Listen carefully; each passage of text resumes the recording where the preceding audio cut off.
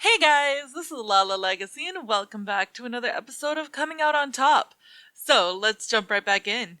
You start to get up. Okay, I get it. You want to ease into it. I understand. I'll give you some time to think. It's not a problem. Rico leaves. You exhale. Turning to the older man sitting next to you, you notice a bemused look on his face. Oh, what was up with him? That's Rico. He's not Spanish, but he is Rico. That's his go-to line. Seems to work about half the time. You smile. The gentleman you're talking to has a pleasant, warm face and relaxed air. Don't worry about him. He's just out for one thing. Doesn't understand the value of a good conversation. Yeah, he seemed kind of aggressive. I'm Conrad. Nice to meet you. Phil. Nice to meet you too. I haven't seen you here before. Rico aside, how are you liking it? It's been a rough night, but maybe it's about to get better? Since you're obviously new to this, let me give you a couple pointers. There are two kinds of guys here, guys like Rico and guys like me. If you're looking for something quick and easy, find yourself a nice jerk, like Rico. Others, like myself, are here to enjoy ourselves, take life as it comes, no pressure or pretense. I believe you need to be open to all the possibilities life has to offer. Yeah, right? Don't just act like you're the only person who matters. Exactly. When two people meet, there are two personalities, two sets of desires, two sets of experiences and expectations. That guy was acting like I wasn't even a person. Even if those two people share the same goal, there's no need to be pushy or arrogant about it. Right. Thanks for saying that. I'm glad I stuck around tonight. I'm glad I could help. I just want you to feel comfortable. Can I get you a refill on your beverage? That'd be great. Actually, I know a lot of guys in here, and, well, unfortunately, most of them are a lot like Rico. Oh yeah? Sorry, just bad luck in a way. You never know what kind of crowd it's going to be. Well, we're having a nice conversation, right? Yes, absolutely. I'd like that to continue. You know what? Why don't we get out of here? I've got a room nearby. Get away from all the, Ricos. A room? Yeah, it's nice and quiet. We can talk. His face seems, plaintive and sincere, but his body tense, like an animal waiting to attack. Uh, let's see.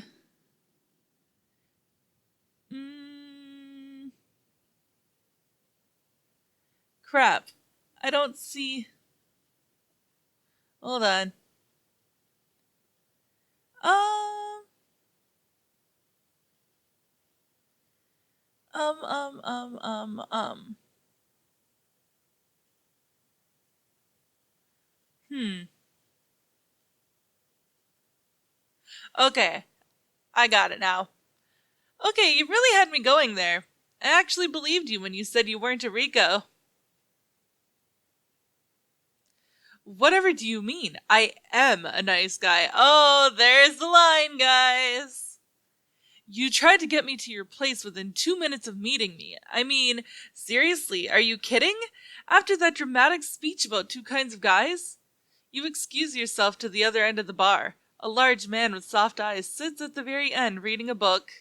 You try to get the bartender's attention. For some reason, the bartender seems to be ignoring you. Sitting, pondering your misfortune, you start fishing for your phone, ready to call Penny to pick you up, even though it's been a total of 10 minutes. You glance up for a moment. Is everyone staring at me? Why am I even still here? From out of nowhere, you feel something. Your thigh. There's a hand on your thigh. Squeezing.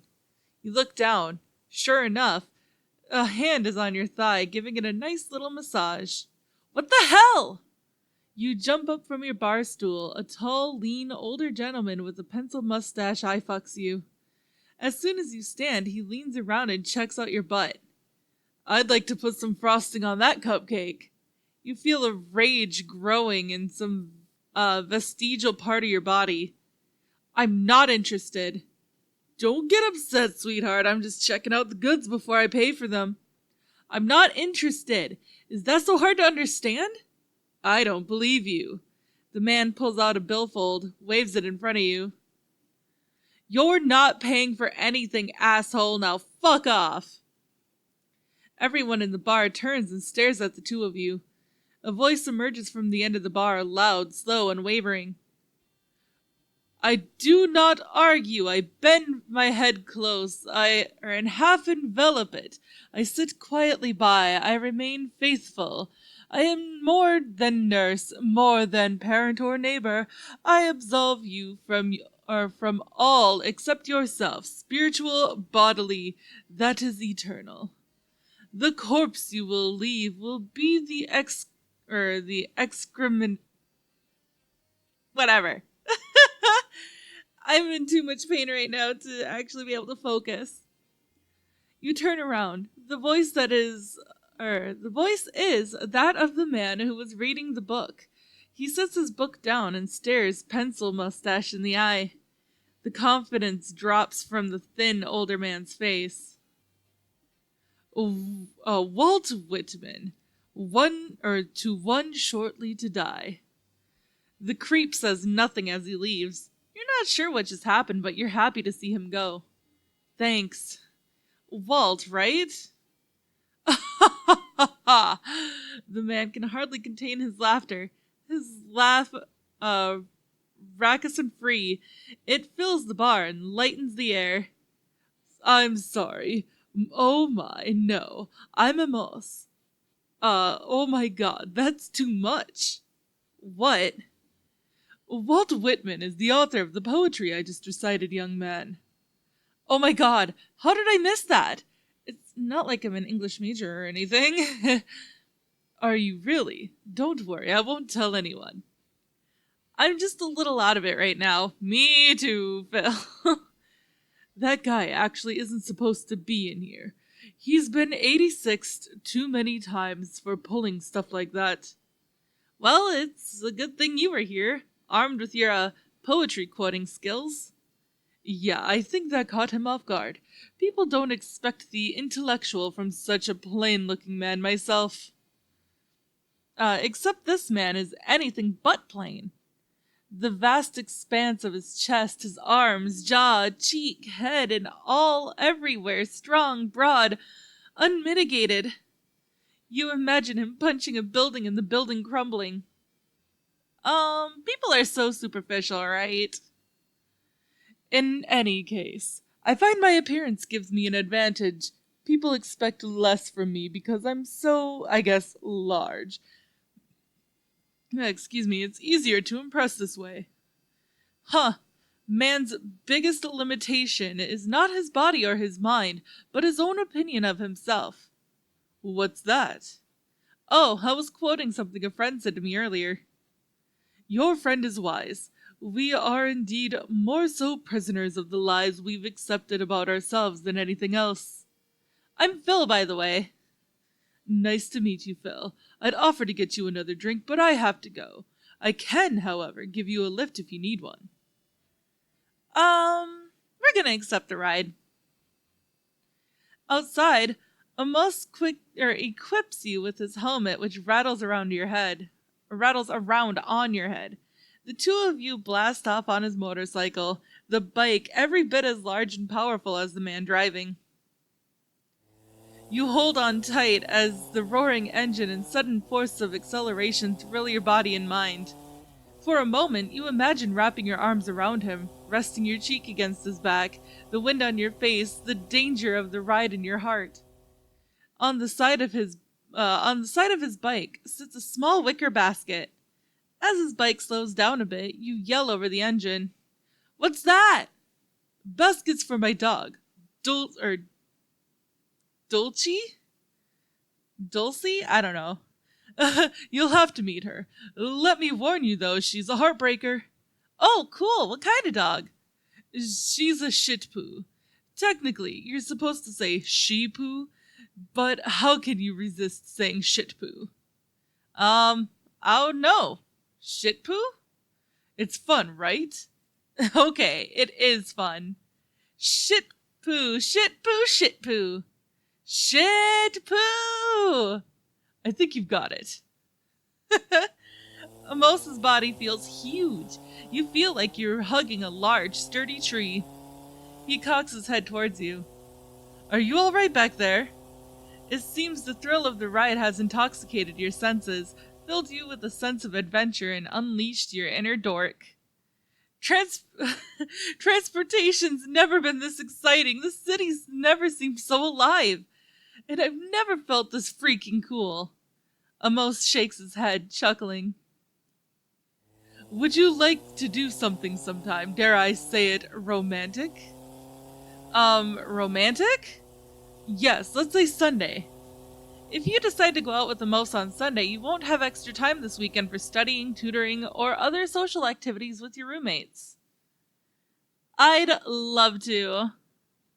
Then it's a date. I'll see you soon. You reach your apartment, captivated by the stillness of the night, your racing heart, Amos's calm demeanor. You marvel at his visage. After exchanging info, Amos straps on his helmet and rides off, the rumble of the engine obliterating the nighttime silence. Saturday. You head to the kitchen to reheat some leftover mac and cheese. You grab a cold can of generic soda to wash it down. So what? So last night? Well, I don't know. Nothing really happened. You're totally lying. I can tell. You don't have that post-penis glow, but something definitely happened. Jesus Christ, Penny. What exactly does post-penis glow look like? That kind of sated, relaxed look when everything feels right with the world because you've been thoroughly and completely wrecked by a strong, attentive man. What in the world is wrong with you? Don't hold back, Phil. I need details.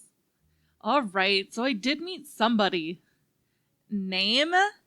His name's Amos. Ooh, a biblical name, just like you, Phil. It's obviously meant to be. Okay. Tell me all about him. Statistics, quotes, the whole shebang. Okay. Alright, statistics. The number of jerks I met last night, 3. Number of amazing guys, 1. Name Amos. Height, maybe 6'2"? Is he built like a brick shithouse? What? Is he stacked to the max? Shredded raw beef? Swole like Santa? High-octane cock diesel? Sure. He looks like he could uproot a tree with his bare hands. Who's uprooting what now? Phil met someone last night. Tell Ian about him, Phil. He likes to quote poetry. He got me out of a jam by quoting Whitman. The guy who makes the chocolates? Ian, how exactly did you get the administration's board to let you into the school? I like to think it wasn't just my almost nearly excellent academic record, but all the raw, untapped potential I bring to the table. In addition to my charm and obvious physical gifts, people find me relatable and feel like good things will happen whenever I'm around. I see, I'm not just... Ian, enough. Phil, please continue. Yeah, let's hear more about this dude. So what happened after I left last night? Well, this creep was waving money at me. What was that about? I don't know, but Amos starts reciting lines from this poem, and the other guy got intimidated and just walked away. So we got to talking for a little bit before he had to go. Then he gave me a ride home on his motorcycle. That sounds pretty sweet. Are you going to see him again? Yeah, he's setting something up. He said it'd be romantic. Sounds like a player to me. Those guys with their motorcycles and chocolate samplers are usually trouble, Phil.